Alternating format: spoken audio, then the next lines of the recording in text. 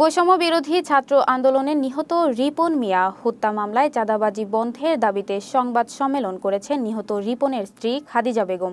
শনিবার দুপুরে খাদিজা বেগম সংবাদ সম্মেলন করেন। বৈষম্য বিরোধী ছাত্র আন্দোলন চলাকালে ৫ আগস্ট মারা যান জামালপুরের বকশীগঞ্জ উপজেলার বাসিন্দা রিপন মিয়া। এ ব্যাপারে ঢাকার উত্তর পূর্ব থানায় রিপন মিয়ার বড় ভাই সরকার আক্তার হোসেন বাদী হয়ে একটি মামলা দায়ের করেন। ওই মামলায় বকশীগঞ্জ উপজেলার ১৩ জন বাসিন্দাকে আসামি করা হয়।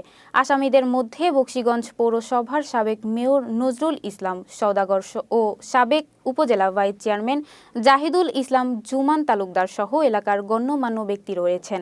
সংবাদ সম্মেলনে সরকার আক্তারের বিরুদ্ধে মামলায় আসামি করার ভয় দেখিয়ে বিভিন্ন জনের কাছে চাঁদাবাজির অভিযোগ করেন রিপনের স্ত্রী খাদিজা বেগম।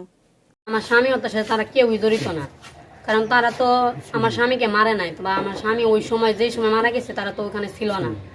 তারা তো আমি যতটুকু জানতাম তারা তো বাড়িতেই থাকতো।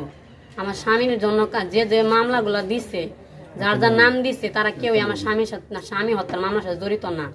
এটা হচ্ছে আমার স্বামীর বড় ভাই আক্তার হোসেন এগুলা করছে, কারণ সে অনেক টাকা ইনকাম করবে। এমনকি যাদের যাদের নাম দিয়েছে তাদের সবারই নাম সে বলছে হুমকি দিয়ে যে নাম কেটে দিব, এ বলে সে ঢাকা অনেক আপ ডাউন করতো যে নাম কাটা দিব, যে টাকা দিবা, হ্যান তেন এসব বিষয়।